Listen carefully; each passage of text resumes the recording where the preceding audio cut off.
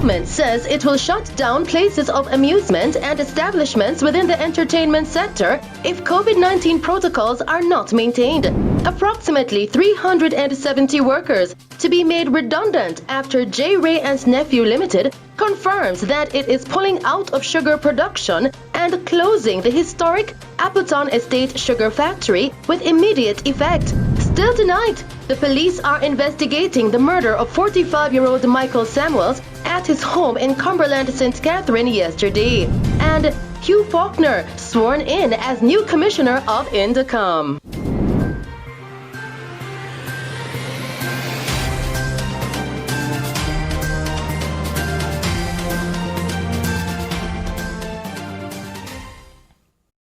Good evening. In breaking news tonight, the Ministry of Health and Wellness is reporting 8 new cases of COVID-19 in the last 24 hours, taking the total of infected persons to 864, while 724 persons have recovered. In the meantime, the government says it will shut down places of amusement as well as the establishments within the entertainment sector and other industries if a certain level of adherence to the established COVID-19 protocols is not maintained. This was announced by Prime Minister Andrew Holness, who says the Minister of Local Government and Community Development, Desmond Mackenzie, continues to monitor the situation. The Prime Minister was making a statement in the House of Representatives on Tuesday. Turning to the ongoing curfew, which is slated to end on July 31, Mr. Holness noted that curfews will continue until September 30. In the meantime, the Prime Minister announced that the COVID-19 safety measures that are in place for the creative and entertainment sectors that would have ended on July 31 have been extended until September 30. In the meantime, Minister Mackenzie is urging persons to refrain from large gatherings and to observe the protocols put in place by the government to safeguard them from COVID-19. While entertainment has been relaxed, and I know that parties is a way of life for many communities, especially in rural Jamaica. So everybody going to want to keep them liquor session over the holidays. I'm going to say to you, observe the protocols. Because if, and let me say it again, if the government is forced to take actions, then we are going to take those actions to protect the wider Jamaica. We are not going to be complacent because of a few who refuse to be obedient. Similarly, measures for places of amusement, beaches, rivers, river rafting, restaurants and cinemas have also been extended until September 30. The extension of measures to this period also applies to zoos, parks and water parks. Additionally, the Prime Minister announced that the operating hours for markets and vending will also continue through to September 30. Market hours are Mondays to Saturdays, 6 a.m. to 7 p.m. and are closed on Sundays. Still making news tonight, Public Defender Arlene Harrison Henry met with several farmers in St. Thomas to address concerns over access to farming lands in the parish. More on this story with Colleen May. Following a meeting with farmers in St. Thomas and the Public Defender Arlene Harrison Henry in the parish on Tuesday, the farmers are requesting that more needs to be done by the government and their Member of Parliament, Dr. Fenton Ferguson, to address the issue of access to farming lands. There's no more Goodyear. There's no Bowden Wharf. There's no Eastern. There's no sugar industry in Eastern St. Thomas, the forgotten parish, which the government, the MP, everybody forgotten. Yes. We want to hear the voice of the people. We are here now and we are defending the land to farm and... I am an ex-sugar worker. I used to put cane at Fred M. Jones estate. And the sugar gone down, banana gone down. And the government said take the land and we start farm on the land. And we see some cowman come, I had no notice. Say we have to leave the land. I tell you say we can't plant and pepper and we can't plant them things because by December we have to come off of the land. And we say no, we are going to stand up for land reform because no land reform no go on in St. Thomas after Paul Bogle. After Paul Bogle, we no get no land again. So we are defending it this time. And the second thing we want to talk about, all the sugar worker them. Yeah. So money promised to us. And we're going to need that money to help us in our farming. We're going to need that money fast and quick because we don't have nothing. Because you see COVID-19 coming and break we down completely and we don't have anything. So we need land reform and we need help from the government and we need tractor to come and cut up the land because we don't have any money to cut land. I have a certain amount of farmers where they farming, that is farming on the land, but we each up on the bank in them, up on the edge in them. We would want some of the land where we can spread our wings like a wider and make up on a wide scale of farming. We don't want to each up on the edge them. In speaking with our news team, Dr. Ferguson expressed that he was there to have additional dialogue with the farmers. Today I took the opportunity to have further dialogue with the farmers. And it is very clear from their pronouncement that they are having a significant problem with the person who would have leased the lands that will go into dairy production. It is my own view that in circumstances like this, that having the critical stakeholders, farmers, MP, councillor, and others, involved in the dialogue in this kind of land transformation program, it would be the sensible thing to do. What the farmers are saying is that the dairy project, where it is now located, would be misplaced. And they are calling on the SCJ and government to look at more suitable lands that would fit into the dairy project. Dr. Ferguson also explained ways in which the government can further assist these farmers going forward. Is to ensure that the process that will transform these lands or these lands in St. Thomas, that equity must prevail, fairness must prevail, openness must prevail in order that the small farmers will get a fair deal. And if it is lease, my position after consultation is that that lease should have an option for sale at some point in the future. As Member of Parliament, I have no problems with a reversible lease that speaks to if you get lands and you fail, agricultural lands, and you fail to develop the lands, then those lands should move to the hands of someone who is willing to produce.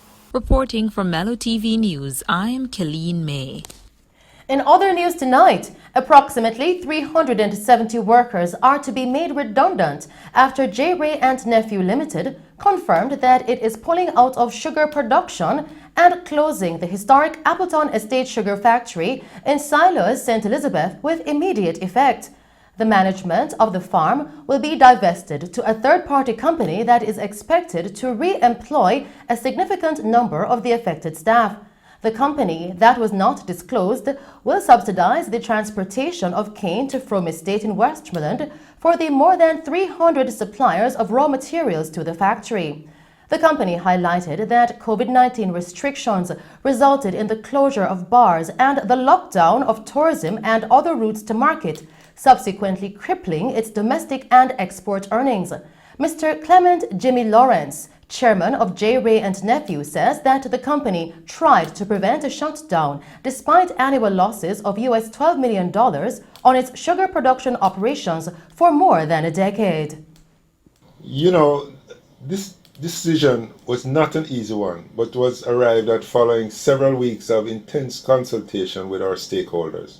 Those union consultations follow years of exploration and significant capital investments aimed at improving the productivity and efficiency of the factory. We're in the process of working out the best outcome for the impacted workers and the wider community, of course.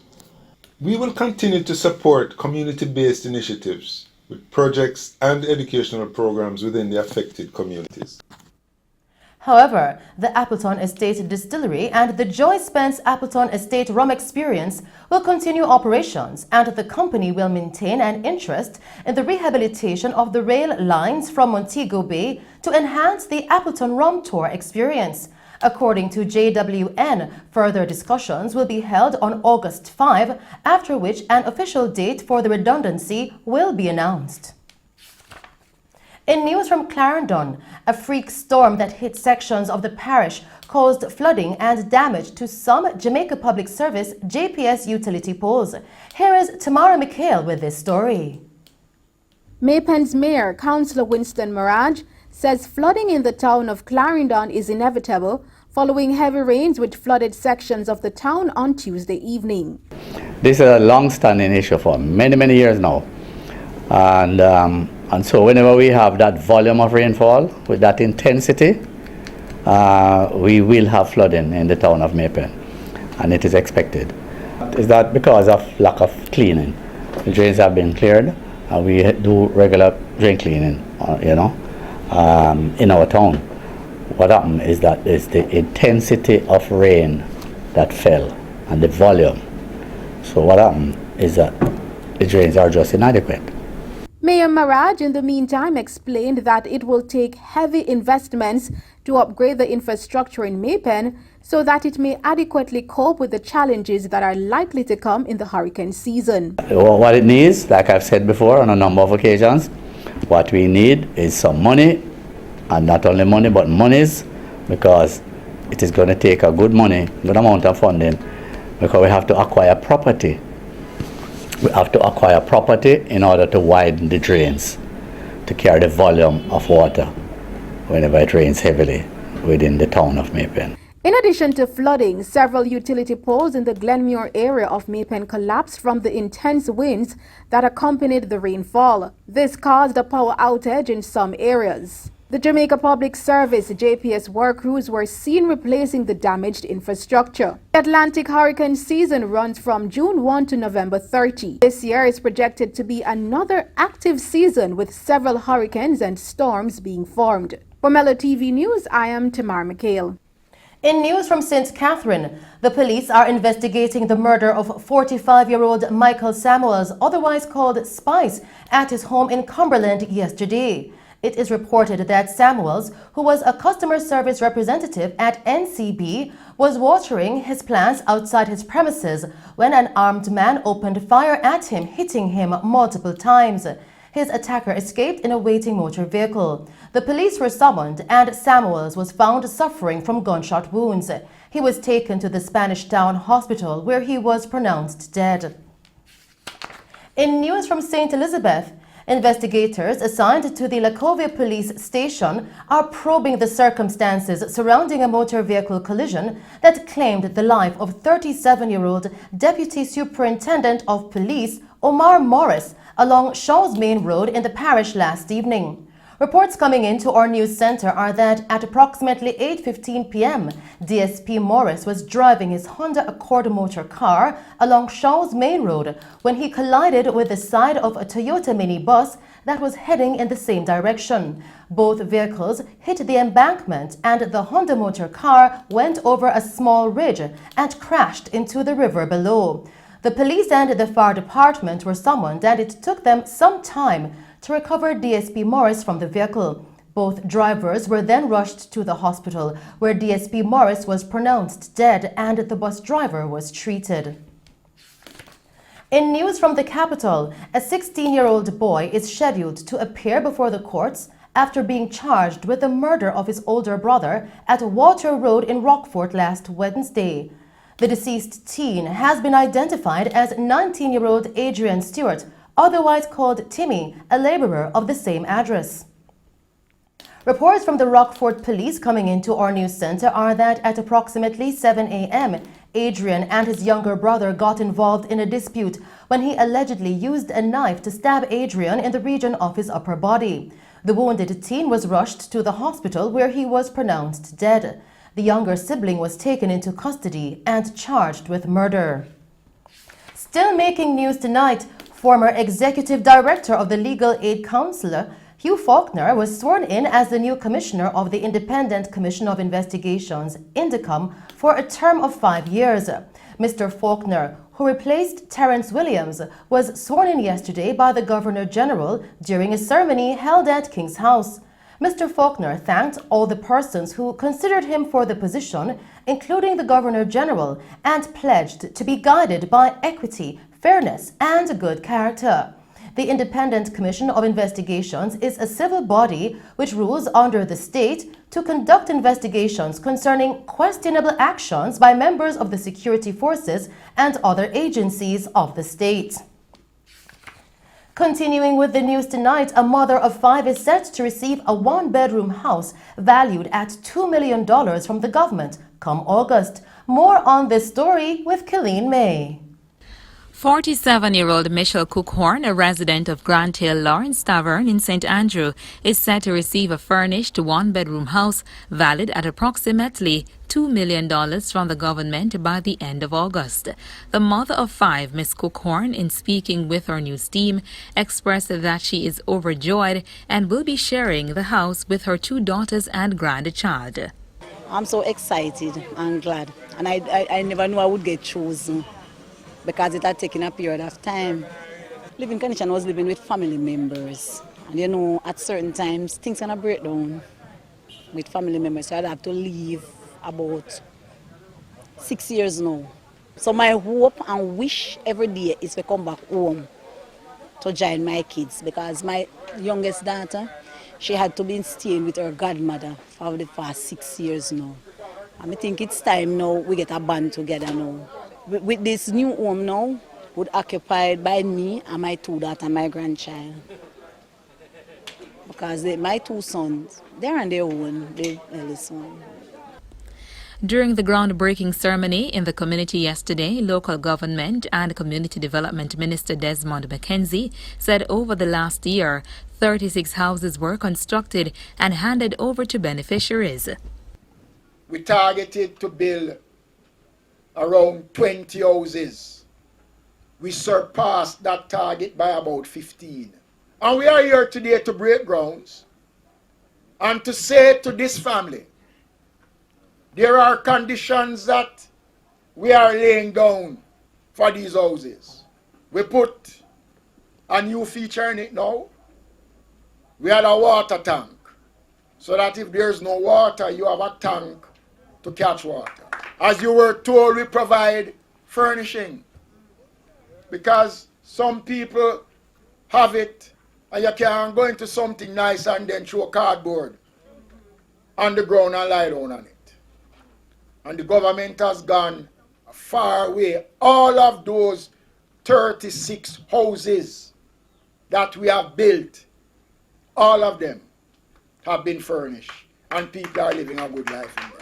Member of Parliament for West Rural St. Andrew Juliet Cuthbert Flynn, in her remarks, explained that Miss Cookhorn, who is a very hard-working person, is very well deserving of this house.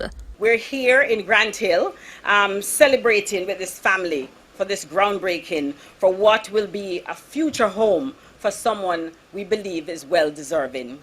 Miss Cookhorn has been a hard-working citizen in Jamaica, and the government is happy to provide you with this housing solution. The government has made a commitment to ensuring our vulnerable and indigent population are taken care of. I believe that effective governance include taking care of our citizens to engender good human development and promote self-worth and pride. And I think that is happening right across our country. Mayor of Kingston and the chairman of the Kingston and St. Andrew Municipal Corporation, KSAMC Senator Councillor Delroy Williams, in his remarks, said that a part of prosperity is ensuring the welfare of citizens. We are proud as a municipality to be a part of this project. We want to commend the ministry, commend the MP, Juliet Cuthbert-Flynn, and all the persons who have made this possible. And this is important to us as a municipality and as representatives, that we, even as we move forward to development and on the road to prosperity, we have to ensure that a part of prosperity is ensuring that we have our appropriate welfare program. And it has to be an arm of government. Government can't function without the welfare arm, because we have to be a caring society, and we have to always reach out when it is needed. Reporting for Mello TV News, I'm Colleen May. In news from St. James, residents in the community of Glendavon were gifted with COVID-19 relief care packages earlier today. Here's more on that story with Tamara Mikhail. The Parent Teacher Association PTA of the Glendavon Primary School in St. James, along with the Member of Parliament Dr. Horace Chang, came together to distribute care packages to students and staff to assist them amidst the COVID-19 pandemic. The PTA President Denise Smith expressed gratitude to the other stakeholders that assisted with the packaging and outlined the ways in which the packages will be of benefit to the students. The PTA Association is giving food packages, care packages to all the students of the Glendavon Primary School.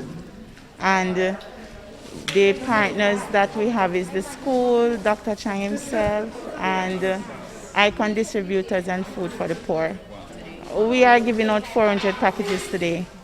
We needed to feed our children to make sure that students come out September to Glendavon Primary School and they are well fed and they look like they just had some breast milk. So we want to make sure that our kids are getting the best. And as you can see in the care packages, we have things that are healthy like oats and Lasco and stuff like that to make sure that they are well fed. Acting Principal Audrey Lee Pinedo, in speaking with our news team, explained why this was an important initiative. We care for the entire being of our children, and nutrition plays a very important part in a child's development.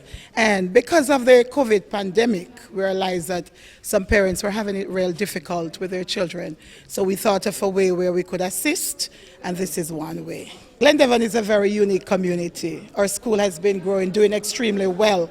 Our teachers are some of the most dedicated you can come across. Our non-academic staff are very dedicated, and because of that, they work very hard. Our students did extremely well in the recently PEP examination. Ms. Pinedo also outlined COVID-19 measures that will be implemented for the upcoming school year. We have already installed our hand wash sinks. All classes are equipped with sanitizing machines, and we are practicing temperature checks. Everything is now being practiced, and that's what we've been testing it today. We're pushing for a whole day school, so we've been looking at all the empty classrooms that we have so we can have a whole day school, because we realize that our parents have to work and we cater for the entire body, so we have to put things in place. So we are not 100% ready, but we are in the process of getting it ready for September. But we are well on our way with our planning. All members of staff, they're in training and will get further training in the COVID protocols. Read the Ministry of Health.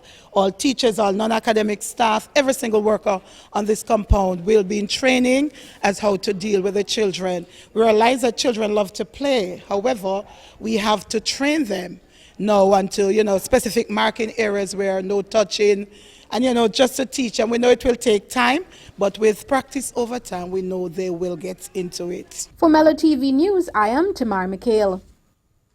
In other news tonight, the Jamaica Progressive Party JPP has been officially registered by the Electoral Commission of Jamaica, ECJ, making it the country's fourth political party. The JPP was officially installed yesterday, where it was also presented with its certificate of registration. The JPP applied for registration in June of this year and later made it public that nearly all of its representatives are ministers of religion. The party is operating under the slogan, "A Prosperous Jamaica for All," and has expressed confidence that it will change the political landscape in Jamaica for good. In 2019, another political party, the United Independence Congress, which is based in Bogue, St. Elizabeth, was registered as Jamaica's third political party. Still making Mello TV news tonight, despite the adverse effects of the coronavirus COVID-19 pandemic, the reigning Miss World Tony Singh has not halted plans to carry out her charitable missions. Now, after several adjustments, the Jamaican-born beauty queen will resume her Beauty with a Purpose tour with more virtual events later in the year. One upcoming engagement includes a fashion show fundraiser in Jamaica as part of Singh's Beauty with a Purpose charitable mission. The show will support her educational initiative, providing distance learning facilities for teen mothers and pageant girls at the Women's Center of Jamaica Foundation. Singh, who took the title in December 2019 in London, is the fourth Jamaican to be crowned Miss World. Carole Joan Crawford broke the record in 1963, followed by Cindy Breakspear in 1976 and then Lisa Hanna in 1993. Tony Singh was born and raised in Morant Bay, St. Thomas, Jamaica, before she immigrated to the United States in 2006. And those were the stories making news. I'll return with a recap. We'll now take a break and then join Christopher Scott with sports.